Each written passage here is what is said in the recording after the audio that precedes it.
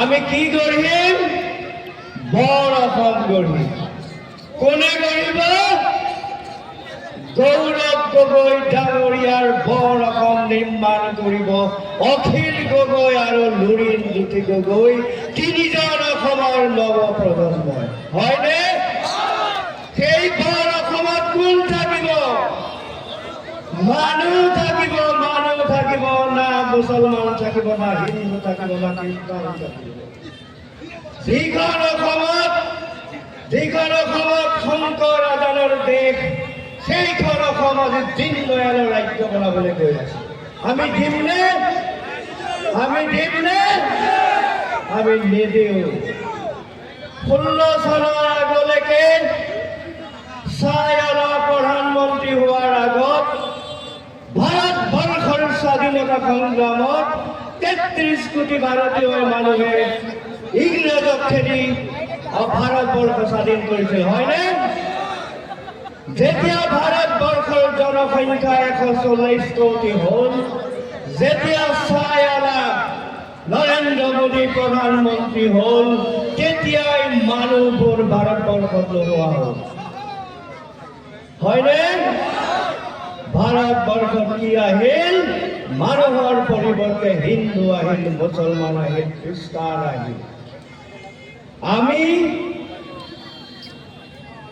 এইখন ভাৰতবৰ্ষত ভাৰত মাতৃৰ সন্তান, পৃথিৱীৰ কোনো ৰাষ্ট্ৰ নাই য'ত বিভিন্ন ধৰ্ম, বিভিন্ন ভাষা, বিভিন্ন সংস্কৃতি, বিভিন্ন সংস্কাৰেৰে একেলগে বসতি কৰা সেইখনেই হ'ল ভাৰতবৰ্ষ।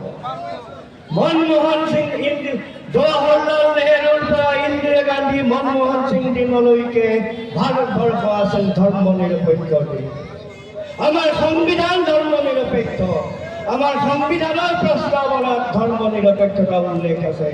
কিন্তু এই বিভেদকামী শক্তি, এই ধৰ্মান্ধসকলে আমাৰ মাজত বিভেদৰ বীজ সিঁচিছে। অহা 9 তাৰিখে যিবিলাক বিভেদৰ বীজ ভাৰতবৰ্ষৰ অসমৰ মাটিত সিঁচিছিল, আমি তাত গেছ চিলিণ্ডাৰৰ বুটামত টিপা মাৰি আমি সকলো জ্বলাই পেলামনে?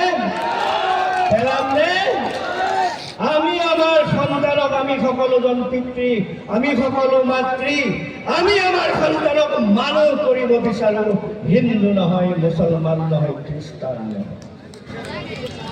2016 চনত সৰ্বানন্দ সোণোৱালৰ পিছত 2021 চনত তৰুণ গগৈ ডাঙৰীয়াৰ কোলাত ডাঙৰ হোৱা, কংগ্ৰেছৰ দানা পানী খাই ডাঙৰ হোৱা হিমন্ত বিশ্ব শৰ্মাই, মুছলমানৰ মছজিদত ইফতাৰ পতা হিমন্ত বিশ্ব শৰ্মাই মুছলমানক অসমত নামাকৰণ কৰিলে মিয়া বুলি।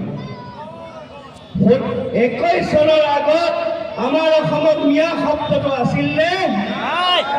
আপোনাৰ মোৰ পৰিচয় মিয়া বা অসমীয়া আছিল নে? আমি আমাৰ সন্তানক মানুহ কৰি ৰাখিব বিচাৰো, আমাৰ আত্মসন্মানক আমি সজীৱ কৰি ৰাখিব বিচাৰো।